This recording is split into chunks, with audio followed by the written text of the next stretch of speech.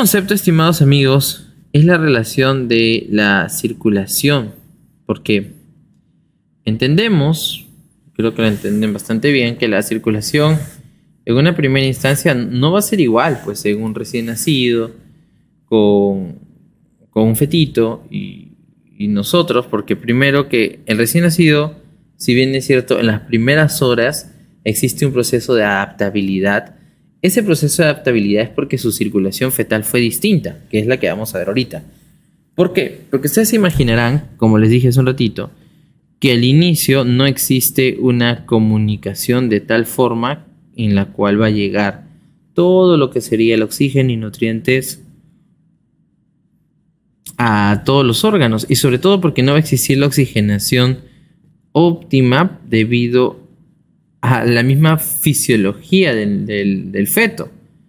Si va a existir por el soporte, por las personas que en este caso valoran que la parte de la sangre venosa y arterial cumplen un rol de distribución, pero gracias a la hematosis que va a existir, en este caso por la sangre que ya llega oxigenada, pero no por la propia que va a pasar en los pulmones del bebé, porque eso no va a suceder.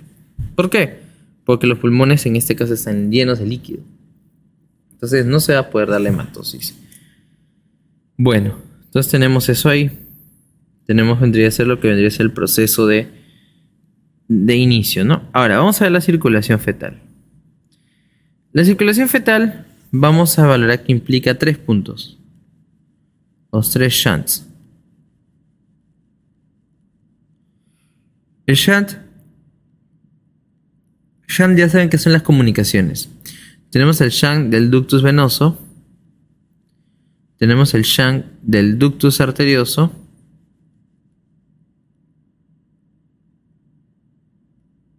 Y tenemos el shunt del ductus, pero también llamado foramen oval. Ahí está. Más que todo es foramen, en alguna literatura, pero sobre todo es el de foramen oval. Lo vamos a dejar como foramen nomás. Entonces, ductus venoso, el ductus venoso, ¿verdad? El que está justamente en la parte de ahí. El ductus arterioso, el que está en el número 3. Y luego de foramen oval, que está en el número 2. Todos son comunicaciones. Entonces vamos a iniciar. ¿Cómo empieza todo esto? La sangre altamente oxigenada en la letra A, como se pueden dar cuenta, va a empezar a enriquecerse y va a empezar a llenarse de nutrientes y tienen que retornar al feto. Pero van a retornar al feto, ¿se acuerdan? Les dije a través de la vena o a través de la arteria, porque les dije que eso iba a ser distinto, ¿no? Y va a regresar a través de la vena. ¿Ok? Va a regresar a través de la vena umbilical. En este caso, izquierda. Vamos a valorar eso. Porque la sangre altamente oxigenada es llevada por una vena, no por una arteria. ¿Ok? Miren por eso el color. ¿Ok? Ya está ahí estudiado. Si tú necesitas que la parte de la sangre llegue a ese lugar, tiene que ser obviamente porque ha habido un proceso de oxigenación. Esa es la primera conclusión que tú tienes que entender ahí. Ok, entonces de la vena umbilical izquierda sigan el recorrido aquí de color rojito. Aquí está, vena umbilical izquierda, rica en oxígeno. Importante porque en el adulto este va a ser el remanente, que es el ligamento de Teres. Pero bueno, sigue, llega todo esto y la sangre va a llegar ¿a dónde? Al hígado, ustedes lo están observando, donde la mayor parte de lo que vendría a ser la sangre va a pasar por los sinusoides hepáticos, que van a pasar o cursar a través de lo que vendría a ser, sigan el camino, el conducto venoso para poder entrar a la vena cava inferior. Si ustedes recuerdan, este es un proceso de distribución similar a la anatomía que nosotros tenemos en mente del adulto, ¿no? Porque la sangre regresa por la cava, va al seno venoso, llega a la aurícula derecha, etc. Pero en este caso sí llega a la que vendría a ser la aurícula derecha, pero miren el dibujo. No se está yendo al ventrículo derecho, sino más bien está pasando hacia la parte de la izquierda, ¿no? Ahí está. Ahí está. Entonces, la sangre de la aurícula derecha va a pasar por la presión con mayor parte hacia el ventrículo derecho. Pero también, como ahí hay una abertura, ¿se acuerdan cómo se llama este lugar? Este foramen. Ahí está. Foramen oval. ¿Ok? El foramen oval es el que está permitiendo que pueda ingresar o pasar de un lugar a otro. Y de esa manera va a poder entrar a la aurícula izquierda. Ya desde la aurícula izquierda la sangre entra en el ventrículo. ¿Ok?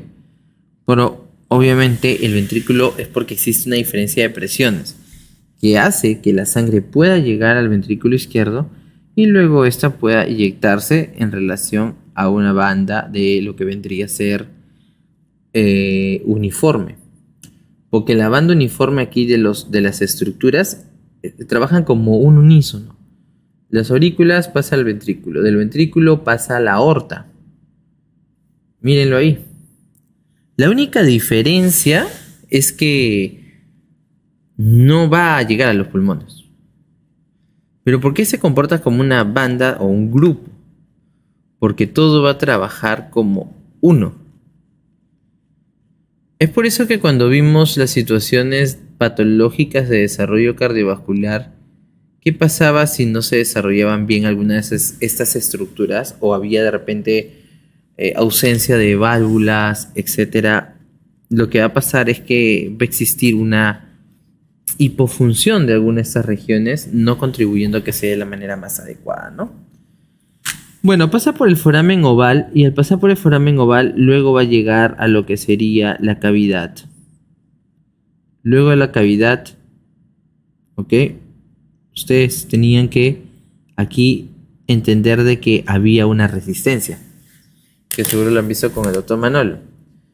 La resistencia es de la válvula, ya en este caso más aórtica sigmoidea, donde es mayor que el de la derecha. ¿Sí? Eso es importante.